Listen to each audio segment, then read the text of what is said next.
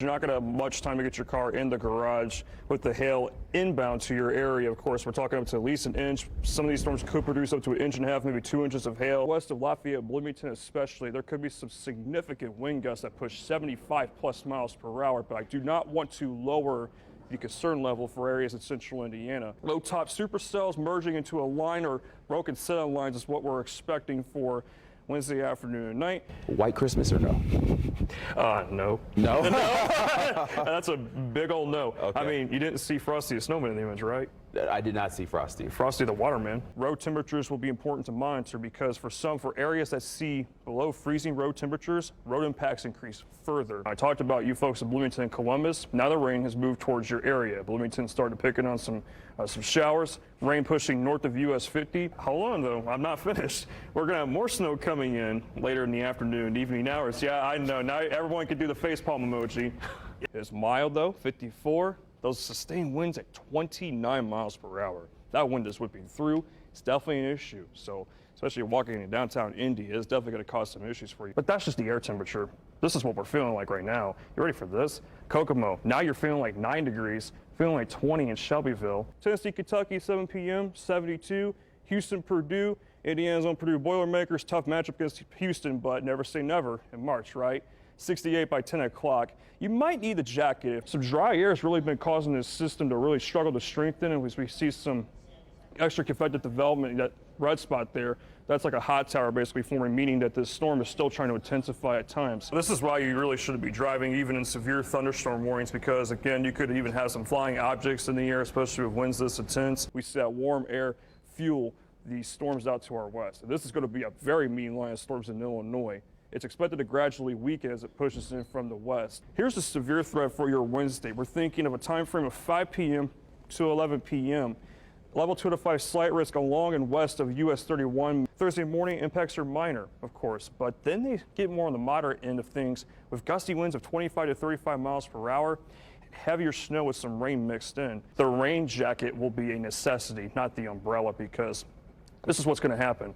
As a low pressure system scoots to the northeast, we're going to get a blusterly wind out of the northwest. We're going to turn gusty and temperatures will start falling. Winds will kind of shift a little bit to come out of more of the west-northwest tomorrow, but they won't really hamper temperatures. Matter of fact, I think we're going to be even warmer for tomorrow. The biggest hail is going to be closer to Greencastle. That's probably, I would say, it's also where the strongest wind is, but I'm not going to discount you guys towards Boone County. Listen, guys, a confirmed tornado was located 7 miles east of Columbus, moving northeast of 50. Hartsville to Greensburg, take cover immediately. Tornado is down. This is confirmed by trained weather spotters. If you're in Winchester, take cover immediately. This is a dangerous thunderstorm. This is a dangerous situation. The Weather Service is upping the warning considerably on this tornado warning to what is now a confirmed large and extremely dangerous tornado. There's spotter confirmation of a tornado approaching Winchester. Welcome back on this Thursday night. Today was a damp and dreary day out there. And of course, we had a bit of activity in the last 24 to 36 hours. Let's kind of talk about some of that rain within that time period recently. So like Lafayette and Muncie, you guys got under ½ inch of rain. Meanwhile, Indy hit over that mark. But in Bloomington, you guys were at the near 2-inch mark.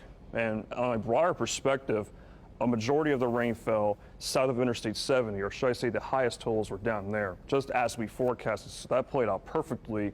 But any rain is beneficial. We continue to, of course, chip away at the drought situation we've been dealing with. And right now, some of that intermittent drizzle, light rain continues at this time. So you like through Morgan and Brown counties, Shelby and Rush as well. This has been kind of that pesky precipitation, all in breezy winds with chilly air, has made today not too fantastic. Matter of fact, a day where you get your business done out of the house and then you just come in for the rest of the day and just kind of stay in. I don't blame you for that one especially. Live look out of our Speedway Tower cam. It is cloudy, it is chilly and breezy. 49 is the temperature, but it feels like 43. So if you're heading out tonight, definitely have the heavy jacket overall. Current temps across the state, not too much difference out there. Some spots even in the lower to mid 50s, like Shelbyville, for instance, at 53 for you guys, and 50 in Columbus. The rest of tonight will play out like this on Storm Track 8 Futurecast. That intermittent drizzle and light rain will continue to gradually wane. It's going to take some time, but through 9 o'clock, you can start to see that coverage finally start to move towards the northeast, as the low we've been dealing with also pivots to the northeast. temperatures will not fall too far tonight because of that cloud cover that will hold in place. So numbers mainly in the mid upper 40s across the Hoosier State. Friday, unfortunately, the sun will not break through the cloud decks, so we're talking a cloudy Friday, but however, temperatures will still find their way to be above normal for this time of the year. 53 at noon and 57 by 4 o'clock. The one good thing about Friday is it'll be dry, but it will still be damp on the ground because of the lack of sunshine. So numbers statewide, a mix of low to mid 50s, maybe even some spots closer to 60, especially closer to Kentucky. Now through this weekend, we will find ourselves warming things up. This weekend overall, not too bad. Mainly rain-free and a good time to get out and about for like Thanksgiving shopping or getting the leaves up as well, or just any other outdoor activities like going to football games.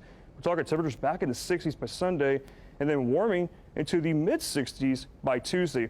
However, more rain chances are ahead for Monday and Tuesday. Then that leads way to the bigger weather picture that we were starting to eye our attention towards by mid to late next week. Now, there's a lot of uncertainty with how this plays out, but there is potential for a bigger shot of colder air to move in by this point. So we'll continue to fine-tune details with the potential for a larger disturbance to move in through mid to late next week. And the Hensley-Lou Group 7-day extended forecast, once again, we find ourselves warming up through early next week, but then temperatures start to drop by next Wednesday and Thursday. There are even some miles hinting at 40s for the highs by late next week, but again, we'll continue to fine-tune those details as we get closer.